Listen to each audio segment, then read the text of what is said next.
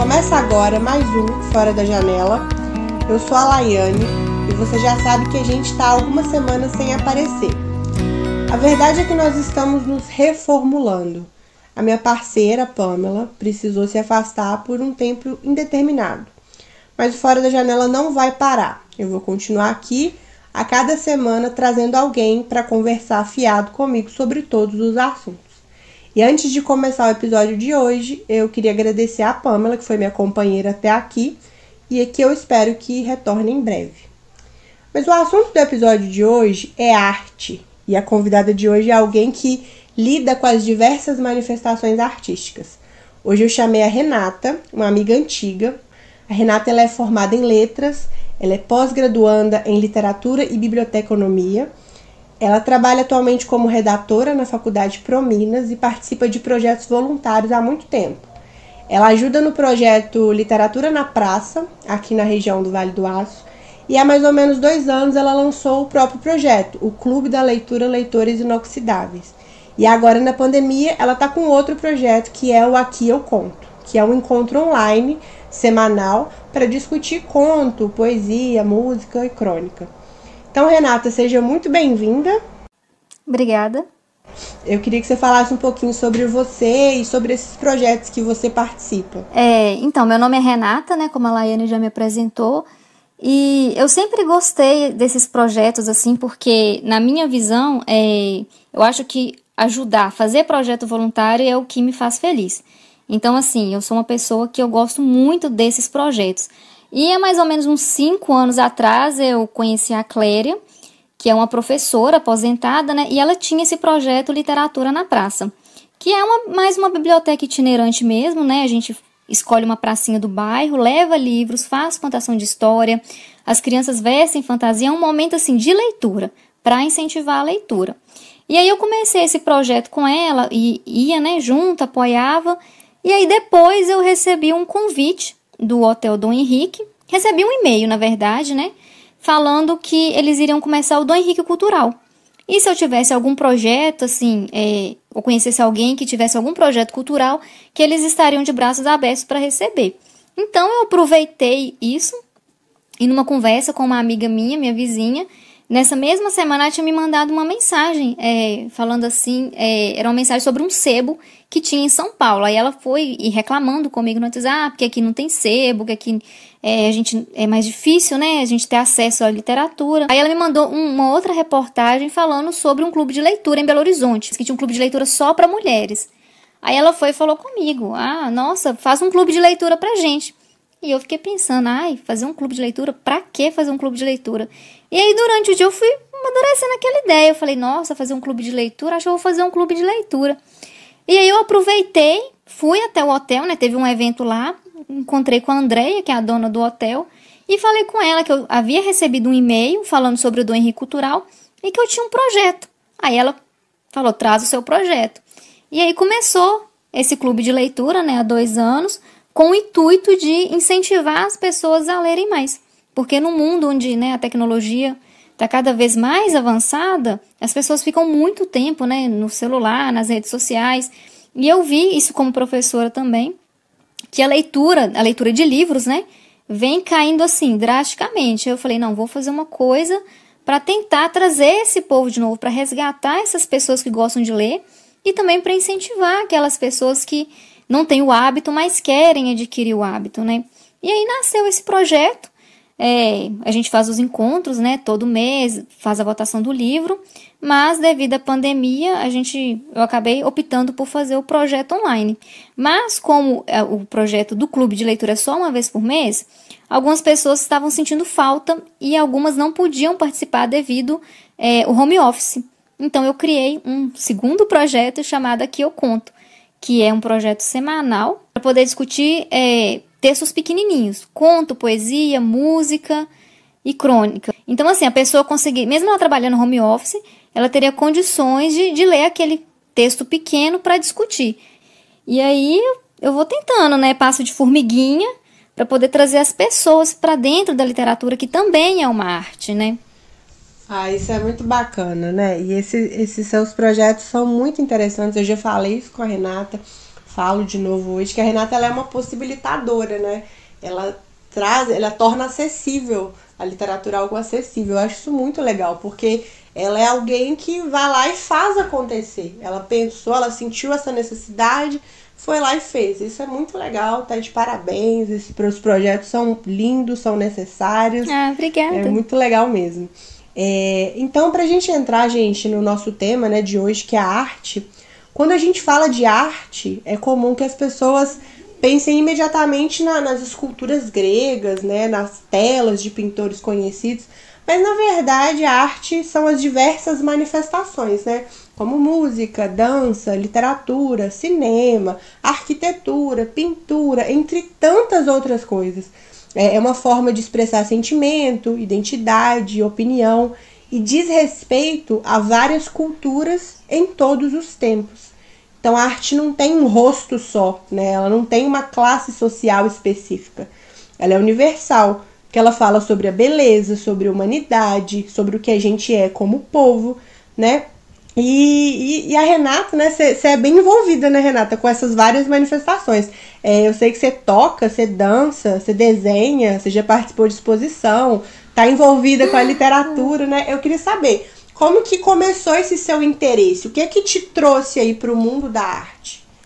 Eu costumo brincar assim, né, que às vezes as pessoas falam comigo, né, elas vão lá no meu Instagram e olham algumas coisas que eu posto, e falam assim, nossa, você é uma pessoa tão talentosa, você faz dança, você toca, você desenha, eu fico assim, gente, aí as pessoas falam, né, você é tão boa nessas coisas, eu falei, gente, a verdade é que eu não sou boa em nada, eu ainda estou procurando meu talento, então assim, eu saio fazendo de tudo, né, eu gosto de brincar assim, porque realmente eu não me sinto uma pessoa talentosa, assim, para a questão da dança, para a questão da música, eu tenho, assim, muitas e muitas dificuldades, mas por eu gostar, eu me esforço, né, e aí as pessoas que estão de fora acham que eu tenho talento, mas eu não sei, essa coisa de talento aí é polêmica, eu não acredito muito, não. Mas eu acho que você tá sendo modesto. Não, boba, eu acho que eu tô falando a verdade. Mas assim, eu já melhorei muito, sabe? Eu já melhorei demais, eu era péssima em tudo, assim, no começo, né? Tudo no começo, que é diferente, que é novo, a gente tudo tem é um prática, pouco de dificuldade. Né? Aí você vai melhorando, né? E essa questão da arte, assim, eu não me lembro bem quando eu comecei, mas desde criança, eu sempre gostei muito de desenho. Quando eu era criança, eu tinha aquele sonho de, eu quero ser artista, mas eu quero ser pintora. Eu falava que eu queria ser pintora de tela. Só que uma aula de pintura, uma aula de dança, uma aula de música, né, seja de qualquer instrumento, no meu caso é o piano, são coisas assim, nem sempre tão acessíveis. Então, embora desde criança eu sempre admirasse, gostasse, eu não tinha condições para pagar. Então, assim, tudo que eu fui fazer na área da arte, eu comecei depois, assim, que eu comecei a trabalhar, porque eu comecei a trabalhar, então eu tinha condições de pagar. Então, eu comecei assim, depois de velha, né? As pessoas falam que música e dança é coisa de criança, que você tem que começar como criança, mas eu fui lá firme e forte e tô na luta, né? É difícil porque a gente, assim, já atingiu uma idade adulta, né? Então, assim, você tem que trabalhar, você tem que estudar, você já chega em casa cansada, então, assim, o seu tempo diminui. Mas desde criança eu gosto muito, eu admiro muito e eu gosto muito da parte de desenho e de pintura, porque, pelo menos, é a parte que eu consigo me expressar melhor, né, como pessoa. E como você disse, a arte ela não tem um rosto, né, ela não tem uma definição específica, ela é a nossa forma de expressão por meio do que a gente faz, por meio do nosso produto, né? E isso que você falou também é verdade. Quando você fala de arte, as pessoas pensam direto naqueles museus enormes, cheios de pintura, de escultura, e não é. A arte ela vai desde de uma coisa, assim, abre aspas, né, muito bonita, porque isso também é relativo, até aquela coxa de retalho que a sua avó faz, aquele crochê, aquela pinturinha no barro, coisas simples que também são consideradas arte, né? Sim, e eu acho uma coisa interessante que você falou, que eu acho que é muito importante a gente falar, que é essa questão da acessibilidade, né, do acesso que a gente tem à arte. Porque parece que é uma coisa inatingível, né? A gente tá tão ocupado aí com trabalho, né? Com pagar conta, né? Principalmente quem não nasceu em berço de ouro. Dá a entender que a arte é algo que tem que ser deixado de lado, né? Por exemplo, o meu contato com arte é através da literatura, né? Eu escrevo, eu leio, eu gosto muito disso. E para mim, sempre, desde nova, sempre foi muito impensável dizer que eu queria ser escritora, que eu queria viver de arte. Porque não é uma coisa que é valorizada. Você que tem que pagar conta, né? Você pensa. Exatamente, porque você tem que ter um sustento e isso aí não vai te trazer. Então você tem que pensar em outras possibilidades aí. E aí, quando eu penso nessa concepção que muita gente tem de arte como algo inalcançável, difícil ou muito intelectual, eu penso na necessidade da gente ressignificar essas questões, né? Porque a arte pode ser muito transformadora. Sim. Tanto para os artistas quanto para as pessoas que apreciam, né? E quando eu penso em tornar a arte algo acessível, a primeira coisa que eu penso é na sala de aula. Você até comentou aí, né? Eu tô em sala de aula, eu entendo essa necessidade de educar meus alunos para a arte, né? Para reflexão, para apreciação. Eu acho que eu já até comentei com você esse exemplo meu, mas eu tenho esse caso aí do meu estágio, né? Eu na minha graduação em letras, eu fiz um estágio dentro de sala de aula e eu tinha que trabalhar com os meninos poesia e os meninos não se interessavam por isso e eu, junto com a minha parceira lá que fazia junto comigo, a gente pensou como que a gente vai alcançar os meninos para poesia, né? Como que a gente vai atrair esses alunos aí, alunos de sexto, sétimo ano, como que a gente vai trazer eles para poesia? A gente falou, vamos trazer música, vamos trabalhar com rap, né? Que tem uma linguagem parecida com a da poesia, questão do ritmo, das rimas, né? E a gente trouxe lá, a gente analisou Manuel Bandeira e a gente analisou uma música do Projota. E aí os meninos ficaram encantados e eles cantaram junto. E eles entenderam tudo que a gente quis levar para eles. E no final, um dos alunos falou assim para mim, ô tia, traz mais música e mais poesia. Ai, que delícia. Sim, aquilo ali me encantou profundamente, né? Então, às vezes, a arte é inatingível porque a gente faz dela algo inacessível, né? Faz parecer que ela não é cotidiana ou que ela não fala para todos os sujeitos e sobre todos os sujeitos, né? Mas, além da sala de aula, eu penso também em projetos como o seu, do Clube do Livro, né? Que possibilita e incentiva as pessoas a lerem, não apenas para apreciação, mas para discutir, para analisar, para criticar, formar opinião, né? Eu falei isso no começo, que você é uma possibilitadora, você aproxima as pessoas da arte, da cultura. Então, assim, eu admiro isso muito, porque a gente precisa disso, as pessoas têm fome de arte e de cultura. Mas aí a gente pensa, né? Você quer inserir a cultura, você quer trazer a cultura, porque eu penso na arte também como história, né? A história dos nossos antepassados, quando você pega uma pintura, uma música, sei lá, de 1800 e alguma coisa, 1900 e alguma coisa, e aí você começa a pensar, né? Começa a ver como era a vida antes, como é a vida agora. Então, assim, é uma contação de história. Mas isso que você falou da arte ser inacessível, isso é triste, porque a gente pensa na cultura. Se a cultura é tão necessária, mas o que a gente vai fazer quando ela não alcança todo mundo? Né? Porque ela não alcança todo mundo. Né? Como eu falei, quando eu era criança, eu queria fazer aula de piano, uma aula de dança, e eu não tinha acesso a isso, era caro. Né? Então, assim, eu penso que a gente precisa inserir isso desde criança. Né? A gente que tem a oportunidade de estar dentro da sala de aula, a gente tem mais essa possibilidade, né? De tentar mostrar para o aluno, né? De tentar mostrar para a criança, para aquele pré-adolescente, a importância que tem a arte, o que aquilo vai trazer na vida dele, né? Vai transformar. Porque depois que você passa a fase da infância e da pré-adolescência, você cai na vida adulta. E aí a vida adulta é isso que você falou, é pagar conta atrás de conta. Então, você trabalha lá 8 horas por dia, às vezes você precisa de um transporte público para ir até o seu trabalho, que aí já demanda mais 30 minutos, 1 hora do seu tempo, e aí você já chega cansado, já chega desgastado mentalmente, fisicamente. Você não vai pensar tipo, nossa, hoje é sexta-feira, vou pro teatro, vou pro cinema, né? Você não vai querer, você vai querer o quê? Dormir. Porque é isso que a gente quer fazer quando chega do serviço. Então, assim, quanto mais cedo a gente conseguir inserir isso na vida de um aluno, né, de uma criança, de um pré-adolescente, quando ele for maior, ele vai pensar, né? E eu penso também que às vezes faltam lugares acessíveis. Eu entendo que a pessoa, por exemplo, uma pessoa que faz teatro, né? ela vive daquilo, então ela precisa do dinheiro daquele ingresso. Vamos supor que o ingresso custa lá R$10.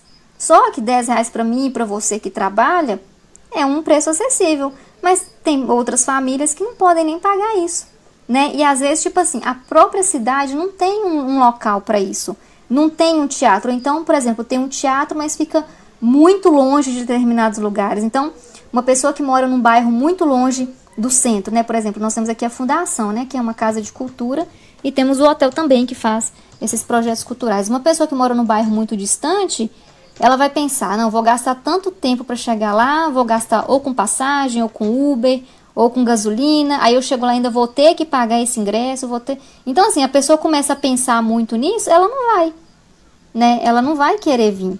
Então, a nossa função é tentar trazer as pessoas ao máximo. É isso que eu tento fazer lá no clube de leitura, né? Primeiro, eu tento fazer um projeto voluntário, porque a ideia não é fazer com que as pessoas paguem, é justamente fazer com que as pessoas aprendam a apreciar a literatura, aprendam com a literatura, se permitam, né? Porque, gente, ler é fantástico. Você escreve, você sabe como é. A gente lê um texto que foi escrito há muitos anos, ou foi escrito recentemente, e aquilo te tocar, e aquilo te incomodar a ponto de você pensar, nossa, é isso mesmo? Eu tenho que mudar, eu tenho que ser um ser humano melhor. Isso é fantástico, né? Então a gente tenta, você tenta ir na sala de aula, eu não estou mais na sala de aula, né?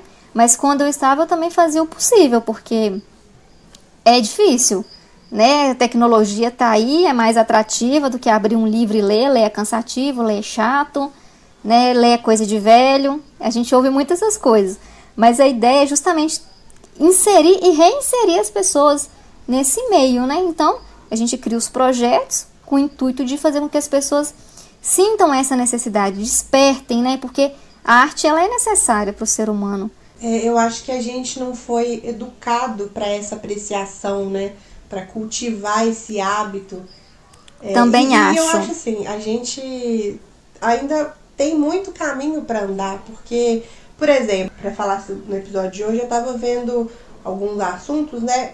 Teve aquela discussão na redação do Enem em 2019, que foi a questão da democratização do acesso ao cinema no Brasil, né? Que o pessoal, quem estava fazendo, pôde discutir essas questões, né, da dificuldade do acesso, que foi o que você falou, principalmente em relação ao preço, né, gente? E a gente também teve esse fato que aconteceu esse ano, que gerou essa mobilização aí na internet, que foi a questão da tributação dos livros, né? Que tornariam os livros mais caros, né? Teve até um movimento de defenda ao livro, se eu não me engano, acho que era isso. Sim, eu participei, assinei petição. Pois é, e assim, isso mobilizou muita gente, né? Pra quem não sabe, os livros eles são isentos de tributação, e aí tinha essa proposta aí do Ministério da Economia de passar a tributar os livros, que tornaria um produto mais caro. Ou seja, a gente está numa sociedade que mal lê, né? Que quase não lê. Sim. Isso ficaria muito pior, né? A gente não cultiva o hábito de leitura e teríamos esse agravante no aumento de preço, né? E aí tornaria tudo muito pior. Se a gente já é uma sociedade que não lê, a gente vai passar a ser que não lê de forma alguma, né? Porque não consegue nem comprar o livro. E aí você pensa, né, por exemplo, hoje tem muitos sites na internet que vendem livro, mas nem todo mundo gosta de comprar pela internet. Algumas pessoas ainda têm receio de pedir pela internet, né, por causa da questão de colocar os dados pessoais e tudo mais. Aí se você comprar um livro numa livraria, por exemplo, vamos supor que o livro custa aí em média R$25, R$30. Aí mais a tributação, para quanto que esse livro não iria? Aí a pessoa ia pensar, não, vou gastar R$40 para comprar um livro, R$40 eu compro um arroz, um feijão. Eles vai comprar uma coisa que é mais útil, que é a necessidade. Né? É o básico, exatamente. Então, assim, a gente tem que se mobilizar de alguma forma, né? Porque o Brasil, infelizmente, assim, ali no ranking de leitores, a gente meio que passa vergonha. Mas é essa questão que eu te falei também, de começar desde criança, né? O exemplo é tudo. Se você não vê os seus pais lendo, se você não está num ambiente que tem livros, então, assim, como você vai ter curiosidade para aquilo, né? Você não vai conhecer.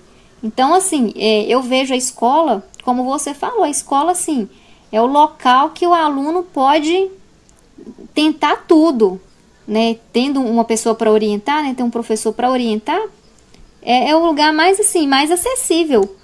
Então, assim, é preciso mesmo inserir, nem que seja passo de formiguinha, né, como eu faço lá no projeto, você ir tentando e trazendo essas pessoas, por mais que seja um processo lento, devagar. Então a gente vai tentando inserir a pessoa no meio da literatura, no meio da arte, e tentando também fazer com que ela saia da zona de conforto, que ela conheça outros autores, outras histórias, outros gêneros, e a partir disso ela se sinta transformada. Porque para mim é isso, né? Para mim a arte, a literatura, ela transforma.